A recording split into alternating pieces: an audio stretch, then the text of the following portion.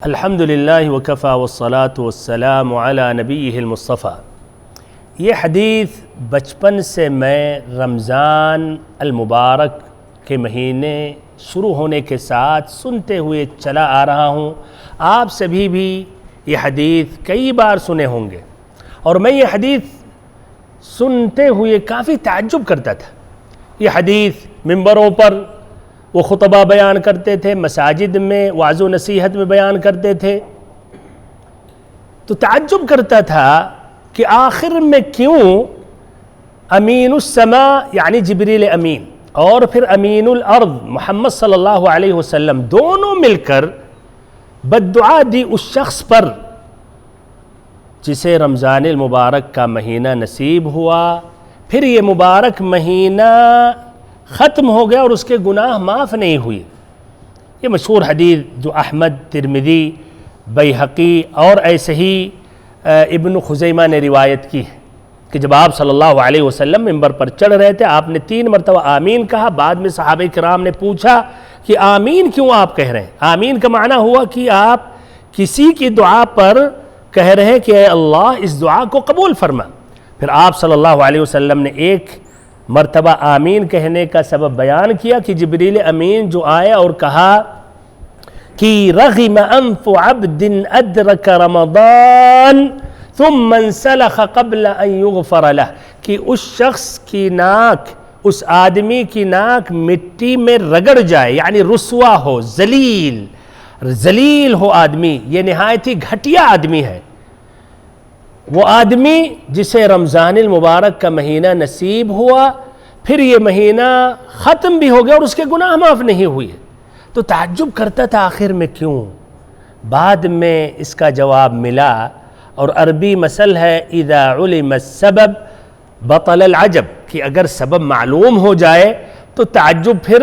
اس بات پر نہیں ہوتی ہے۔ تو سبب یہ ہے کہ اللہ تعالیٰ نے اس مبارک مہینے میں جو مغفرت کے متعدد اسباب اللہ نے رکھا ہے، اور ایسے ہی درجات کو بلند ہونے کے لیے بھی متعدد اسباب اللہ تعالیٰ نے رکھا ہے۔ اس مبارک مہینے اور روزے کی جو متعدد فضیلتیں ہیں، خصائص ہیں، اس کی وجہ سے کہ علی سبیل مثال آپ غور کریں، من صام رمضان ایمانا واحتسابا غفر له ما تقدم من ذنبه، کہ جس نے ماہ رمضان میں روزہ رکھا اللہ پر ایمان لاتے ہوئے اجر و ثواب کی نیت سے، اس کے پچھلے سارے گناہ معاف ہو جاتے ہیں۔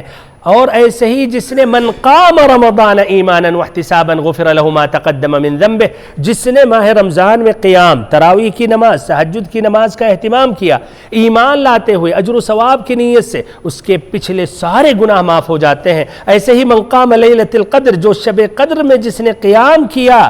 اللہ پر ایمان لاتے ہوئے اجر و ثواب کی نیت سے، اس کے سارے گناہ معاف ہو جاتے ہیں۔ پھر ایسے ہی آپ دیکھیں کہ ہر رات اللہ تعالیٰ کی طرف سے پکارنے والا پکارتا ہے یا باغی الخیر اقبل، کہ اے بھلائی کے طالب آگے بڑھو۔ ایسے ہی اللہ تعالیٰ ہر رات کچھ لوگوں کو جہنم سے آزاد کرتا ہے۔ ایسے ہی دعائیں اس مہینے میں مقبول ہیں۔ ایسے ہی اسی مبارک مہینے کے لیے اللہ تعالیٰ نے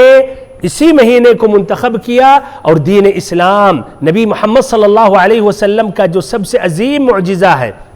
قرآن، نازل کیا، اسی مہینے کو منتخب کیا اللہ تعالیٰ نے۔ اور اسی مبارک مہینے میں ایک رات ہے جو 1000 راتوں سے بہتر ہے، جو ایک رات کے بارے میں اللہ نے مکمل ایک سورت نازل کی ہے، جو سال کے پورے ایام اور راتوں میں بڑے چھوٹے سبھی تلاوت کرتے رہتے ہیں۔ اس میں جنت کے 8 دروازے کھلے ہوتے ہیں، جہنم کے 7 دروازے بند ہوتے ہیں، شیاطین کو اللہ تعالیٰ جکڑ کر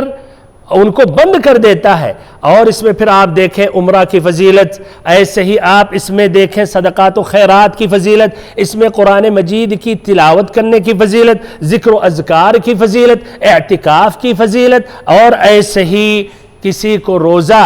اگر آپ کھلوا رہے ہیں، یعنی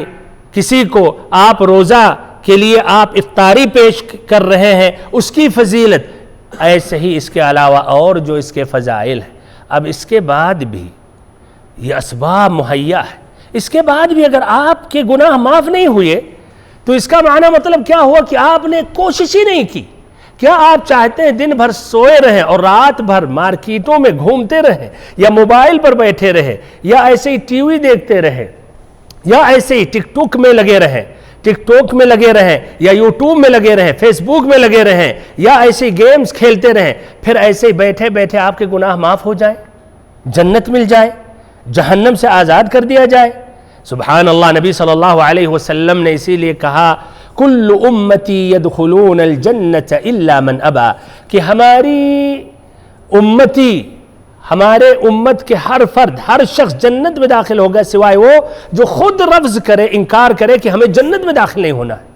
صحابہ کرام نے تعجب کیا، وَمَن يَأْبَ یا رسول اللہ، یہ کون ایسا آدمی ہوگا جو جنت میں نہیں داخل ہونا چاہتا ہے؟ آپ نے کہا من اطاعنی دخل الجنہ ومن عصانی فقد ابا، جس نے میری اطاعت کی تو وہ جنت میں داخل ہو گیا، جس نے نافرمانی کی تو وہ جہنم میں، یا اس نے ابا، وہ خود اس نے رفض کر دیا۔ تو بھائیوں اور بہنوں، یہ رمضان المبارک کا مہینہ آ رہا ہے، آنے سے پہلے ہمیں تیاری کر لینی چاہیے اور ارادہ اور ہمت کے ساتھ آگے بڑھنا چاہیے تاکہ اللہ تعالی ہمارے سابقہ سارے گناہوں کو بخش دے۔ اے اللہ ہم سبھی سے تمام قسم کی عبادتیں قبول فرما اور ایسے ہی ہمیں نیک اعمال میں آگے بڑھنے کی توفیق دے، آمین یا رب العالمین۔ وصلی اللہم وسلم وبارک ونعم علی عبدک ورسولک محمد۔